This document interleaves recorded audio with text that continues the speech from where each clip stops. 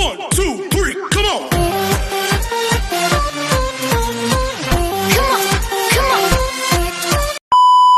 Hello beautiful people! Welcome back to my channel. This is your Mama Sam. Hola mga amigo, amiga, kumare at kumpare. Kamusta kayong lahat? Sana lahat po kayo ay okay at safe ngayong araw na ito. At syempre ko ako naman ang tatanungin nyo, nakikita naman ninyo ang beauty ng Mama Sam ninyo. Fresh overload pa rin. Diba? Ganyan talaga kapag umiinom ka ng maraming vitamin C plus kumakain ka ng maraming banana. Dahil sa banana, mas nakakaloka ang ganda ng Mama Sam ninyo. Charot! So, kamusta naman kayong lahat? Sana lahat kayo ay okay na okay ngayong araw ng Friday. So, happy Friday sa atin lahat ng bonggang-bongga. At hindi lang yan, syempre. Gusto ko rin magpasalamat sa walang sawang tumatangkilik dito sa channel natin, sa Mama Sam Vlog. Maraming salamat po sa pagmamahal at suporta na binibigay ninyo. At saka sa mga makasolid na Mama Sam dyan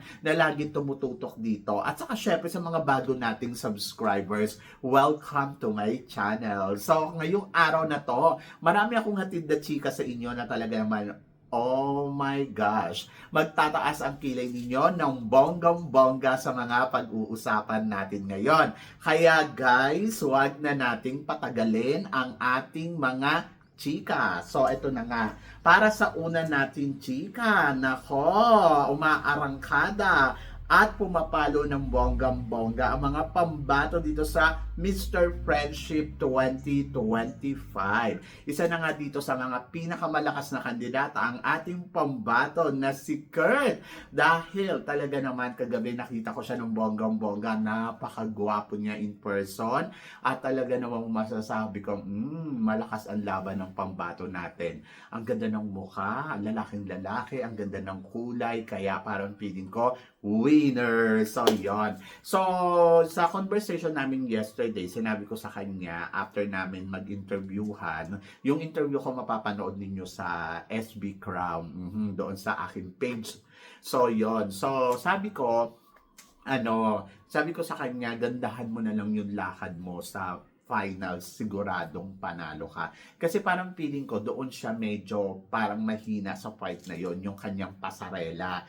Pero kapag naayos nyo yun ng bonggang-bongga, ay nako, siguradong winner tayo dito. Kasi parang feeling ko, pagdating sa com skills, sa closed door interview, ay talaga nag-penetrate siya ng todo. At ayun nga, talaga namang sabi ko, yung magaling ang com skills nito, doon niya matatalo yung mga kalaban niya na malalakas. So, sino ba ang mga nakikita nating malalakas? Syempre, andyan si Thailand, na alam naman natin na isa din sa mga dominante pagdating sa competition na to. Dominant kasi, syempre, nakakuha ng madaming special award. Pagkatapos, iba talaga yung dating ni Thailand. Tapos, host country pa sila. Kilala ko si GK na talaga namang malambing, mabait. Kung friendship ang pag-uusapan, very friendly talaga itong si GK. At yon, so I'm so excited. Tapos si Myanmar, nako, malakas din ang pambato ng Myanmar at umaarangkada din ng bonggang-bongga ang kanilang pambato. So sabi ko nga, si Myanmar, si GK, si Thailand at saka si Philippines, ayan yung possible na talagang mag-dominate sa competition na to kasi sobrang lakas talaga nila. And then parang pili ko possible din na mag-top 3. Pero kasi sunod-sunod na puro Asia ang nananalo dito sa Mr. Friendship, kaya parang worried din ako na baka ibigay din to sa ibang country. So isa sa mga nakikita ko din pagdating sa ibang bansa ay si Mexico. Diyos ko, ang gwapo sa personal ni Mexico. I love Mexico. Tapos napaka-friendly talaga niya. And then, pwede din si Mr. Nigeria. Iba din yung dating ni Mr. Nigeria. And then, sino ba to? May isa pa, Netherlands. Yes, isa rin yun. So, yun. So, Netherlands, Mexico, pwede din si Philippines, pwede din si Thailand at si Myanmar. So si Korea, hindi ko masyado nabigyan ng si Korea kasi parang lagi siyang busy. So hindi kami nagkausap. Pero ayun, nadaanan ko naman siya. Gwapo din. But tignan natin kung sino ang magpe-penetrate sa kanila ng bonggang-bongga. I love yung mga candidates dito. Masyado silang mababait talaga. So, pwede sila sa title na Mr. Friendship. So, yon, good luck kay Kurt! And then, para sa sumunod natin, chika. So, eto nga, kahapon ay pinag-uusapan na naman sa social media si Fatima.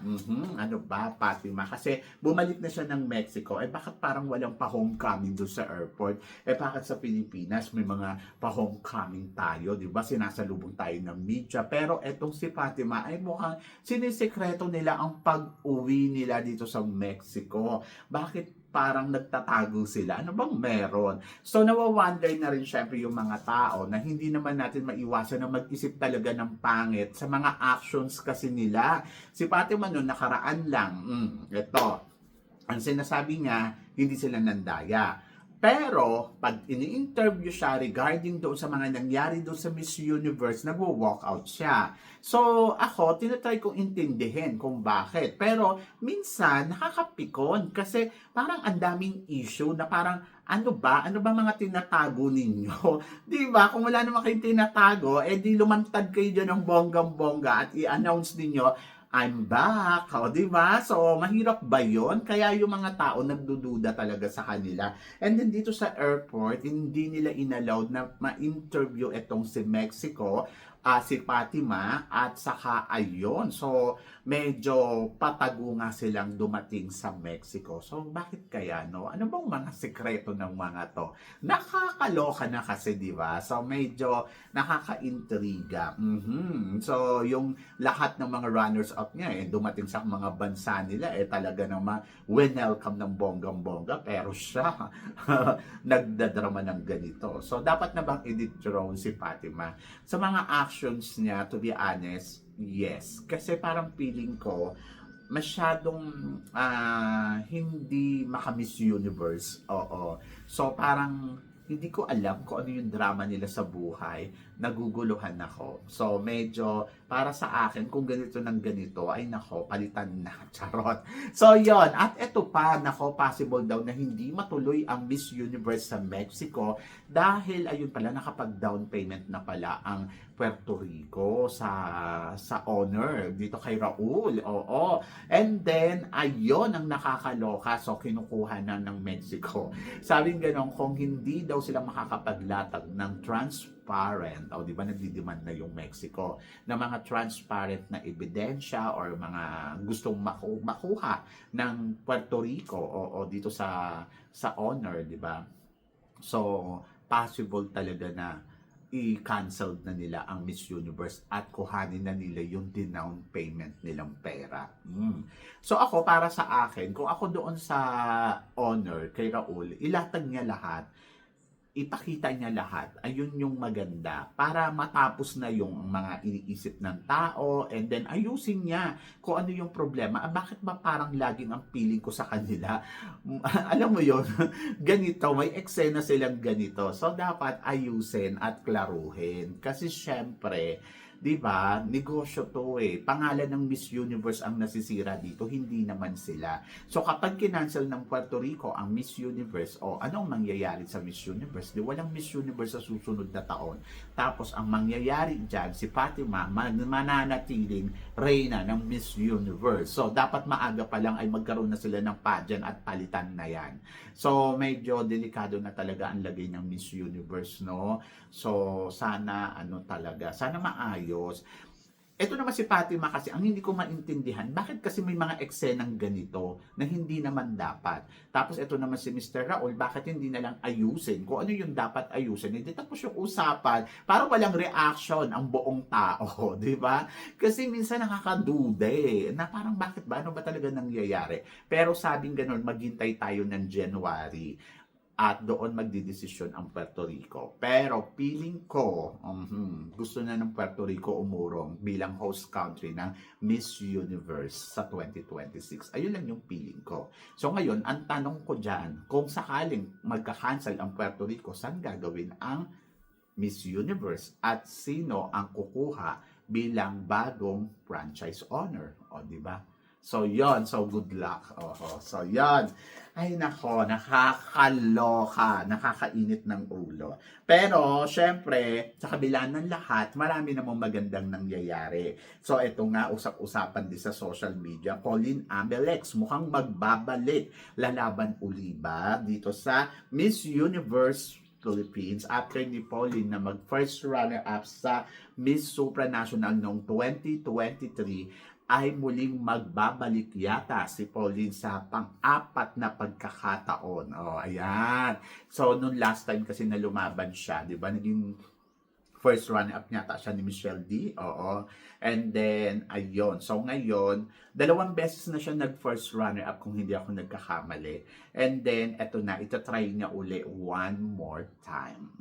So, ano ba nagiging problema? Bakit parang hindi na kukuha ni Pauline yung kanyang pangarap na maging Miss Universe Philippines? So, tingin ba ninyo kung sasali na siya ngayon, makukuha niya na kaya to? Ako parang feeling ko, wala namang problema kay Pauline.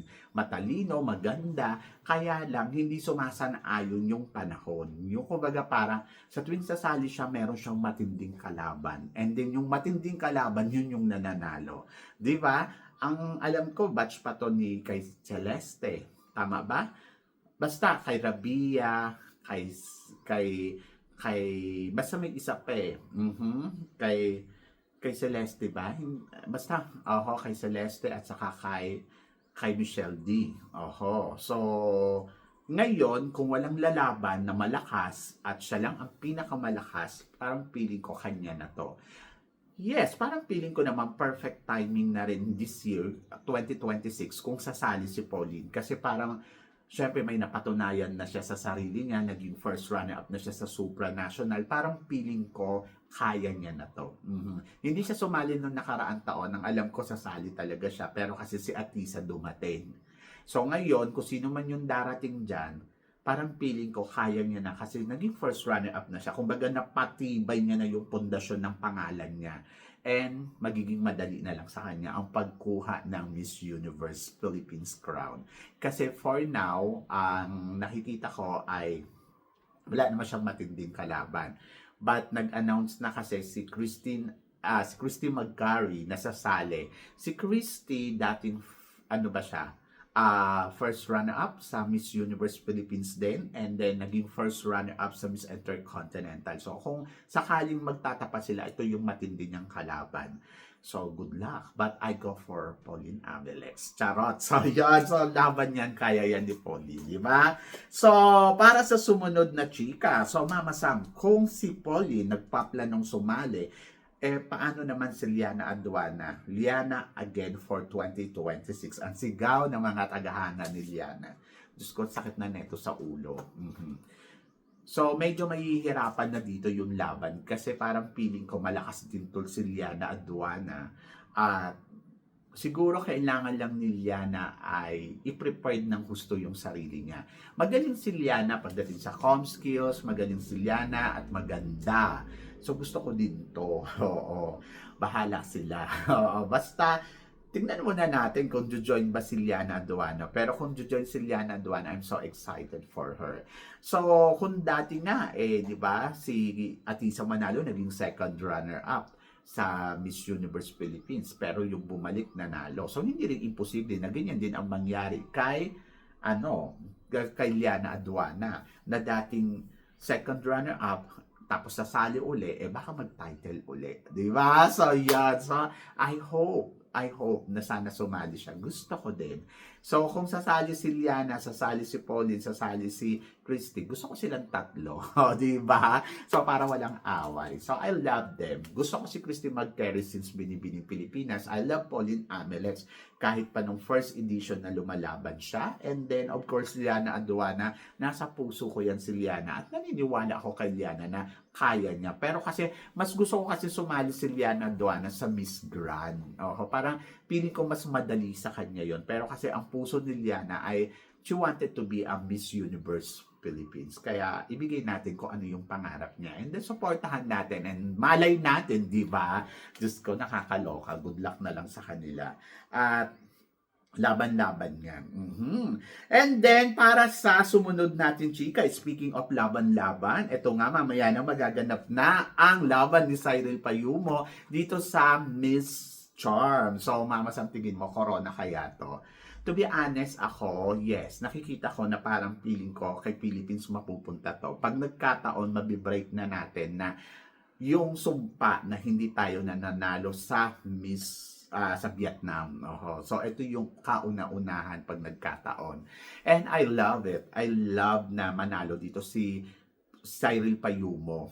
Kasi naman si Cyril naman, ang ganda din naman talaga ng ipinakita. Sa mga rehearsal, si Cyril ang nanalo. So, ang tanong, sa actual kaya, si Cyril din kaya ang panalo. So, abangan natin yan. Pwedeng first runner-up, pwedeng title. So, let's see sa proseso na magaganap mamaya sa Miss Cosmo kasi madami din talagang magaganda. Pero kung willing ang organization na ibigay sa Pilipinas, pero in fairness naman kay Cyril, siya na yung pinakamatagal na naghintay sa mga kandidata dito na lumalaban sa Miss Cosmo. Siya na yon.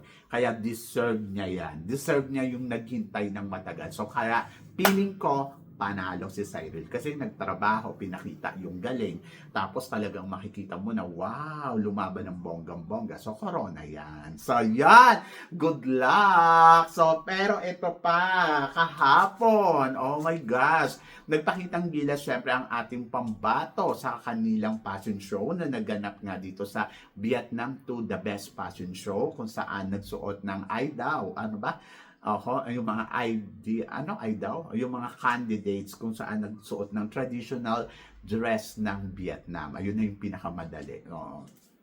And then, nakita natin na talaga namang umarangkada ang ating pambato na si Chelsea Fernandez at napasama pa sa top 5 kung saan masaya tayong lahat kasi syempre finally nakita din naman nila yung galing ni ni Chelsea na talaga naman, oh my gosh, wala akong masabi kundi ang ganda-ganda. So, ang mga pumasok sa top 5, Vietnam, Bahamas, Peru, Philippines, and Ecuador. So, ang chika ko dyan, congratulations syempre sa mga nakapasok sa top 5. So, wala na sila Brazil, wala sila Mexico, wala sila Thailand. So, Philippines, I think, gumaganda ang laban niya. At good luck, di ba? So, malapit na ang prelim. So, tingnan natin kung ano yung ipapakita ni Chelsea Fernandez. So, ngayon pa lang sa Philippines, congratulations na. Di ba? So, yon. So, kayo guys, ano guys ang masasabi ninyo dito sa mga pinag-uusapan natin ngayon? Tingin ba ninyo corona kaya ang Pilipinas sa Vietnam? So, please comment below para at least malaman ko naman kung ano naman ang chika mo sa mga tinatalakay natin. Syempre, maraming salamat sa inyong lahat sa support at pagmamahal na binibigay ninyo syempre dito sa channel ko.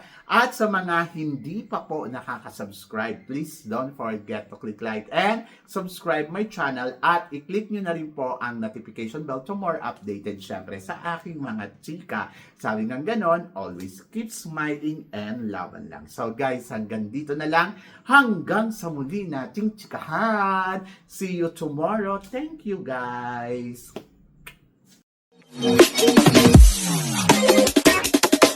Thank you.